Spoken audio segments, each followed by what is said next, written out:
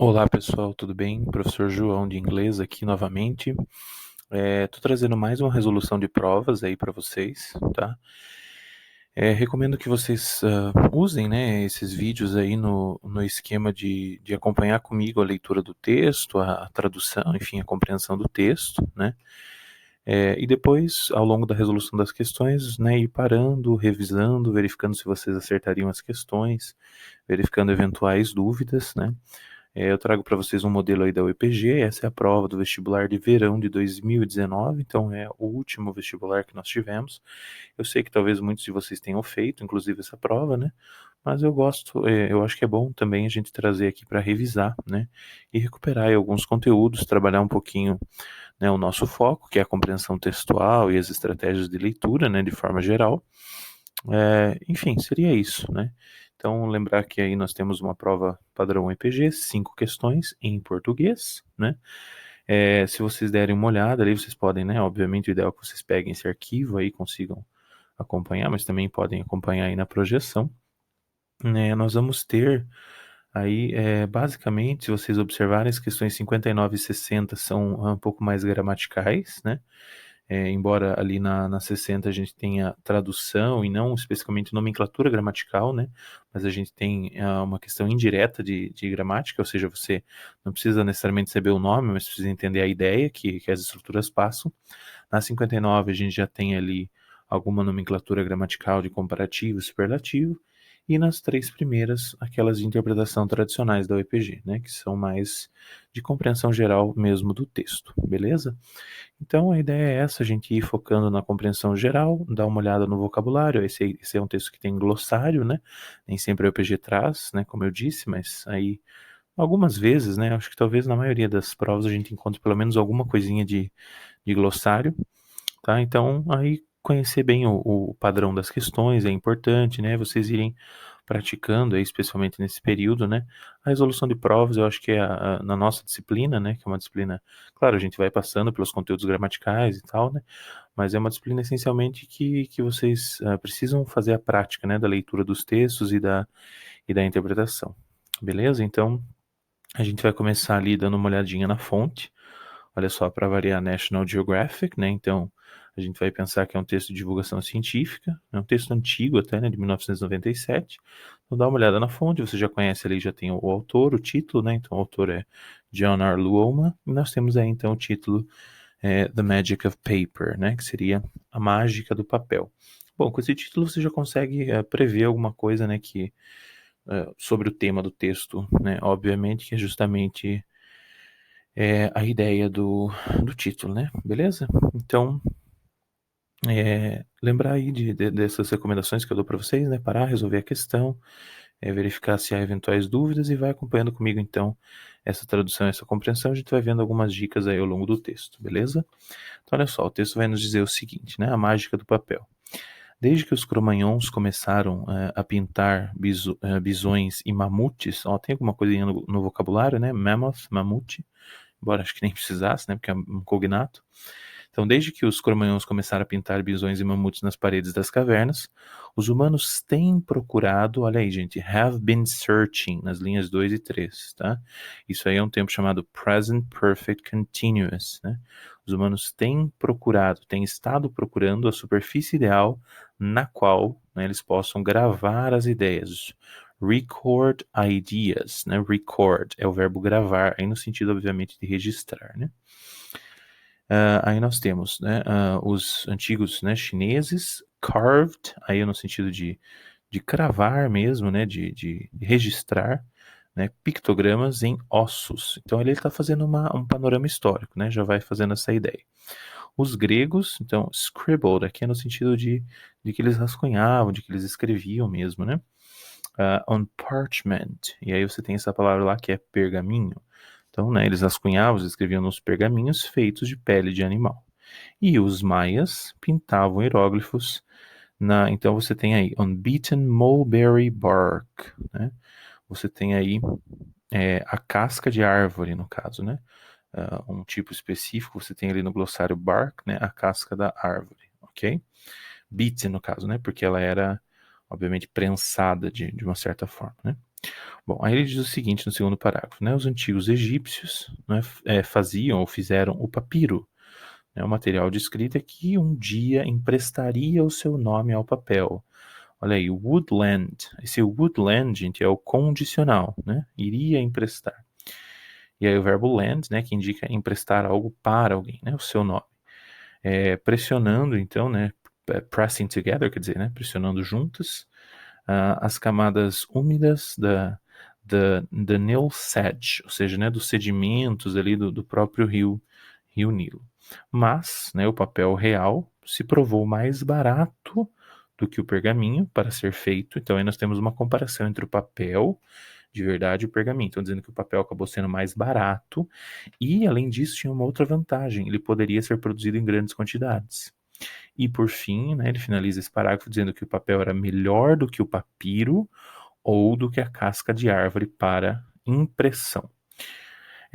Quando tem esse tipo de comparação, gente, é importante você já situar aí o que está sendo comparado. A gente vai ver que até na questão 58 tem um pequeno problema que, né, o IPG às vezes acaba apresentando nas questões de língua estrangeira, mas dá uma olhada, ele está comparando então aqui primeiro. Ele disse que o papel era mais barato do que o pergaminho, né, para ser produzido, e tinha a vantagem de que ele poderia ser produzido em grandes quantidades. E nós temos outra comparação, que é o papel em relação ao papiro e a casca de árvore, dizendo que ele era melhor, né, no sentido de impressão. Tudo bem? E aí nós temos o terceiro parágrafo. Então ele diz: Words on paper changed the way people thought. Aqui já no sentido mais genérico, né? Dizendo que as palavras impressas, as palavras no papel, mudaram a forma como as pessoas pensavam. Aí nós temos verbos no passado, como changed e thought, né? Verbo regular, depois verbo irregular. E aí ele fala, né? Martinho Lutero foi tão longe, né, que ele chamou a impressão, ou enfim, a prensa, né? God's highest and extremest act of grace, né? O ato de graça mais extremo e mais elevado de Deus. Né? Então aí nós temos o verbo went, que é o passado de go, né? E aí a descrição do Martinho Lutero com adjetivos no superlativo. Lembrar aí, pessoal, EST, terminação de superlativo, beleza? E aí ele diz, né? Se todo homem, ou se cada homem, né, pudesse ter uma Bíblia, né, pensava ou raciocinava Lutero, não mais precisaria de um padre para interpretar as palavras de Deus. Então isso aí é uma estrutura chamada segundo condicional em inglês, né? Se o homem pudesse ter uma Bíblia, ele não mais precisaria, né? Would no longer need, ok? E aí ele segue dizendo, né, que o papel e a impressão, enfim, né, guiaram a Europa para fora da Era das Trevas, the Dark Ages, a Idade Média, né? Apenas 50 anos após, né, depois de Johannes Gutenberg ter inventado a sua, né, prensa, sua máquina de impressão, no meio do século XV, né, ou seja, nos anos aí de 1450 aproximadamente, né. Lembrar sempre de fazer essas associações, vocês sabem que a UEPG, né, as universidades em geral costumam cobrar esse tipo de dado numérico nas questões. Mais de 6, então ele está dizendo assim, né? 50 anos depois que o Gutenberg inventou, né, a prensa, já mais de 6 milhões de livros tinham sido publicados. Isso aí é past perfect, ok, gente? Voz passiva nós temos aí, né? Os livros tinham sido publicados sobre lei, né, direito e ciência, política e religião, exploração e poesia. Ok? Então a gente tem o quê? No primeiro parágrafo, uma descrição mais histórica, né, tendo um panorama aí de como é que os diferentes povos lidavam com essa ideia de gravar, né, de registrar ideias.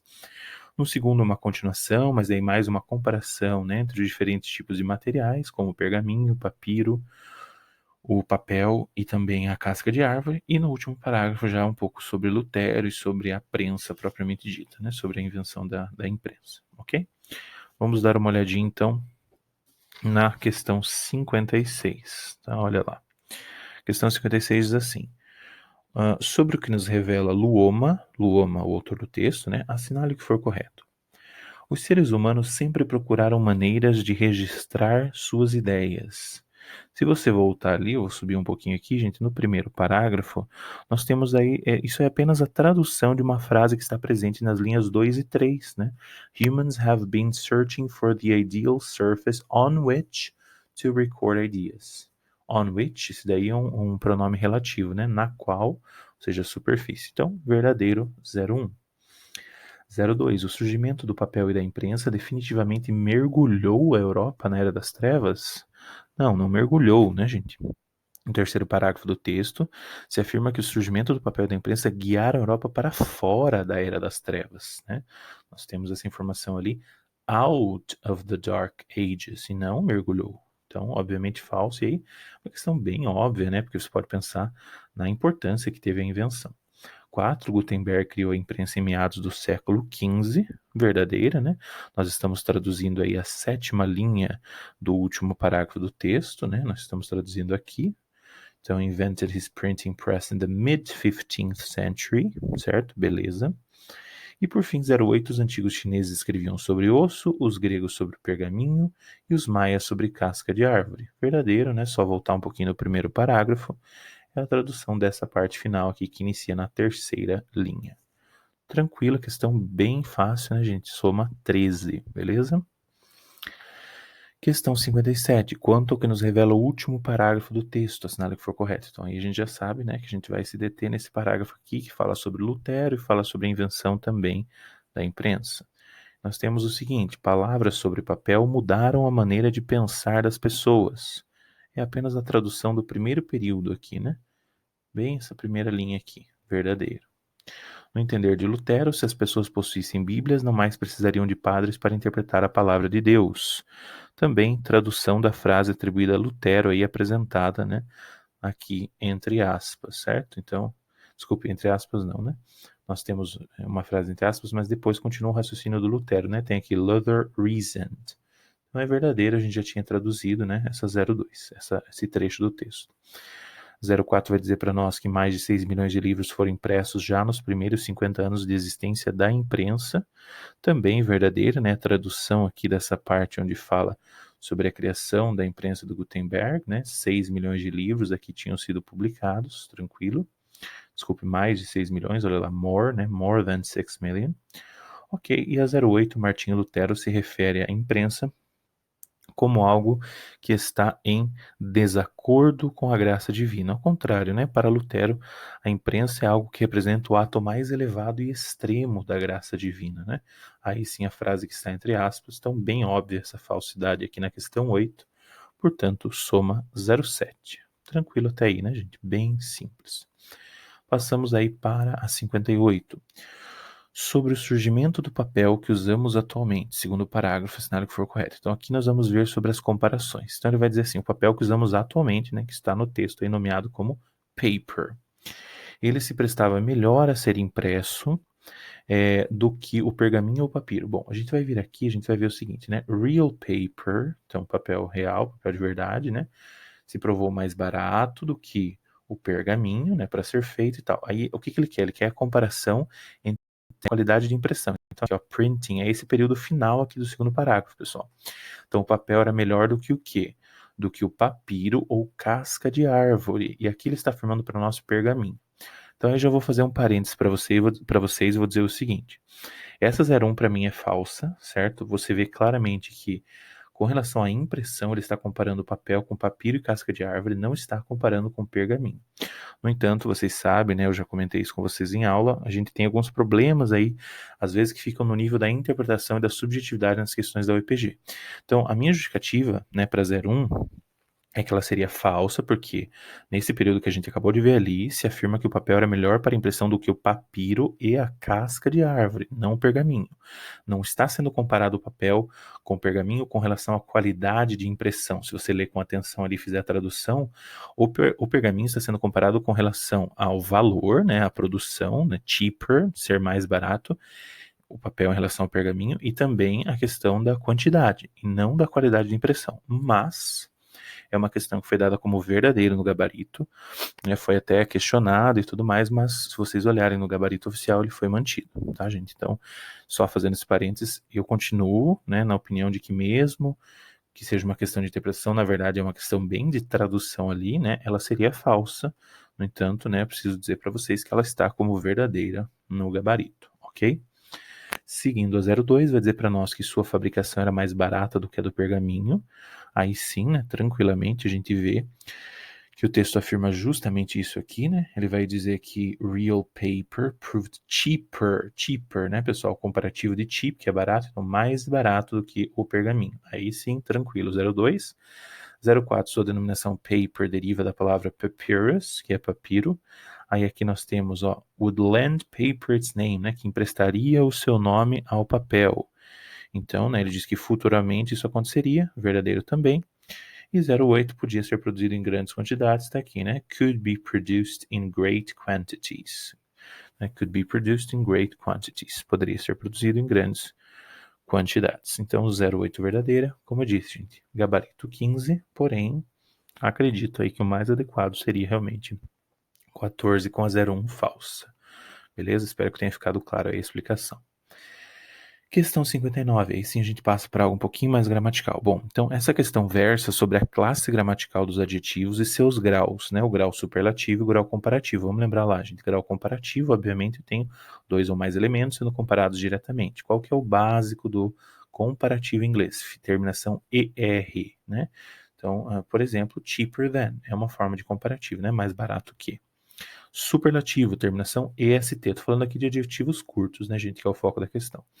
Terminação EST, né? Então, por exemplo, the best, isso seria superlativo. Bom, 01 diz para nós que trata-se de 4 adjetivos sobre os termos cheaper, better, highest e extremest. Isso é verdade, certo?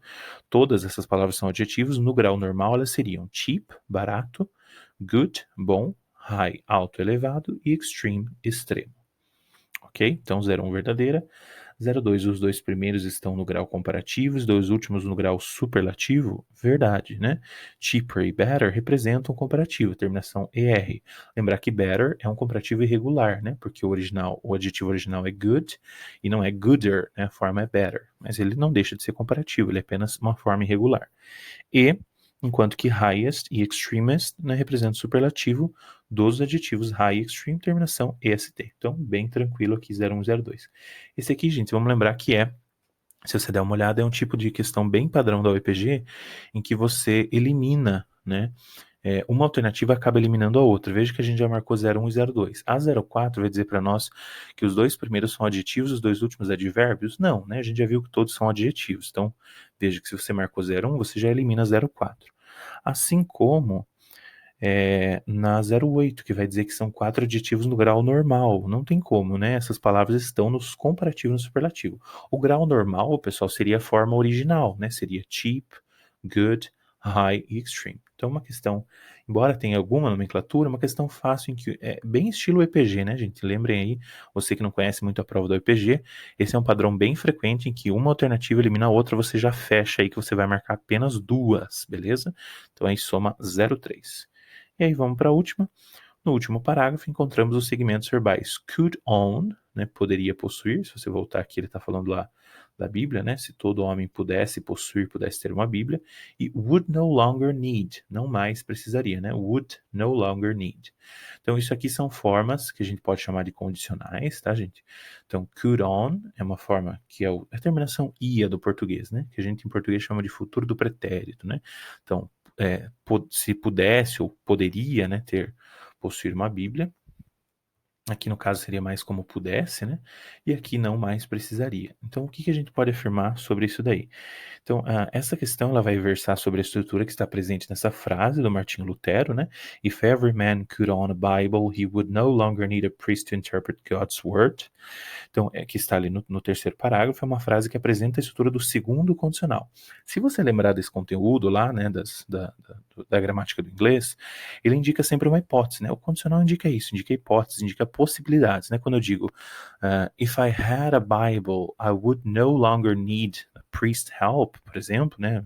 Parafraseando aqui, quer dizer, se eu tivesse a Bíblia, eu não mais precisaria da ajuda do padre. Note, eu estou falando sobre uma hipótese, uma possibilidade, algo que não está concretizado e que eu nem sei se vai vir a se concretizar, né? Que é mais ou menos a ideia do subjuntivo em português, né? Então vamos dar uma olhadinha. A 01 vai dizer para nós que ambos nos transmitem a ideia de certeza e de objetivo já conquistado. Não tem como, né? Certeza, objetivo já conquistado seria o passado simples, em inglês seria uma coisa que já está feita. Não é essa a ideia de estruturas como would e could, né? Então 01 aí, você já vê que é falso, né? Porque não é essa a ideia. 02 vai dizer para nós Então aí mais uma questão, né, gente, no estilo da 59, em que uma acaba eliminando a outra, porque veja, 01 é falsa, 02 possivelmente vai ser verdadeira, né, porque ela se contrapõe de alguma forma a 01, ó. Ambos nos transmitem a ideia de possibilidade, uma situação vantajosa e desejável. Possibilidade, verdade, é a própria definição, né, do condicional, e quando ele fala de situação vantajosa e desejável, aí já você tem que ir para o contexto, né, porque seria vantajoso, de acordo com Lutero, que as pessoas possuíssem a Bíblia, né, então, tranquilo. E as duas últimas, gente, 04 e 08, vão falar sobre a tradução desses segmentos. Então, dá uma olhada. A 04 vai dizer que podem ser traduzidos como pode ter e não mais precisará. Não, né? Pode ter seria can have ou can own. E veja que aqui ele está usando could. E não mais precisará seria will no longer need. Seria o futuro simples, né? Qual que é a tradução correta? Então, 4 é falsa, certo? Seria os usos de can e will. Já 08, sim, ó. Pudesse ter, né? Could own. E não mais precisaria. Would no longer need. Então, aí sim a tradução adequada de acordo com a definição do tempo, né, da estrutura condicional e de acordo com esse contexto que a gente tem ali também, né? Então, se você associar aí essas duas coisas, você consegue, né, identificar isso daí. Ok, gente? Então, a questão 60 ficando com o gabarito 10, portanto, né, 2 e 8 verdadeiras, ok? Bom, gente, só retomando, né, caso você tenha perdido aí, ó, espero que você tenha aproveitado essa resolução para pausar, né, esse vídeo, para resolver as questões no seu tempo, mesmo que você já tenha feito essa prova. Eu tenho certeza que boa parte disso você não lembrava, né, das questões. A gente está aproveitando para revisar conteúdos de gramática, até coisas que a gente ainda vai ver nas aulas, né, assim que retornarmos também, ou enfim, nos nossos encontros aí não presenciais, tá? Mas espero aí que tenha sido útil, certo? Eu enfatizo novamente que é uma oportunidade do estudo da língua estrangeira, que vocês dediquem pouco tempo, pode ser meia hora aí na sua semana, você consegue fazer isso, né? Uma resolução em que você usa o texto como ferramenta, foi o que eu tentei transmitir aqui para vocês nessa resolução. Não simplesmente ir lá resolver as questões, não, dá uma olhadinha, o que é essa estrutura mesmo, como é que é o nome, qual que é esse tempo verbal, né, o que é esse vocabulário, beleza? Então eu vou só retomar com vocês o gabarito. A questão 56, o gabarito é 13, ok? São verdadeiras 1, 4 e 8, tá? Na questão 57, são verdadeiras 1, 2 e 4, gabarito é 07, beleza? Na questão 58, são verdadeiras 2, desculpa, só chega lá em cima. São verdadeiras 2, 4 e 8, tá? Então gabarito 14, lembrar aí que no gabarito oficial ficou 15, né? Então a 01 seria verdadeira, mas como eu disse, para mim o gabarito 14, ok? Na questão 59 são verdadeiras 1 e 2, gabarito aí 03, e na questão 60 verdadeiras 2 e 8, gabarito 10. Novamente, a gente pode observar, se a gente considerar que na 58 o gabarito oficial infelizmente acabou ficando 15, né? A gente vai ver novamente aquele padrão conhecido do EPG, né? Se você não conhece a prova, dá uma olhada como isso se repete no EPG. Uma questão com todas verdadeiras, duas questões com 3 verdadeiras, que no caso aí são as duas primeiras, né, 56 e 57, e duas questões com 2 verdadeiras, no caso aí as duas últimas, 59 e 60, né? E 59 e 60 seguindo aquele padrão que é típico do EPG, em que uma acaba eliminando a outra, então duas, né, eliminam duas, e aí você fica, obviamente, com 2 verdadeiras. Beleza, gente? Como eu disse aí, espero que tenha sido uma oportunidade, né, enfim, um material útil para vocês estudarem nesse período, tá? Agradeço aí pela atenção de vocês e fico, né, à disposição aí nos contatos aí para tirar eventuais dúvidas e a gente ir conversando, ok? Muito obrigado e espero vê-los, né, logo. Cuidem-se, ok? Até breve, pessoal. Tchau, tchau.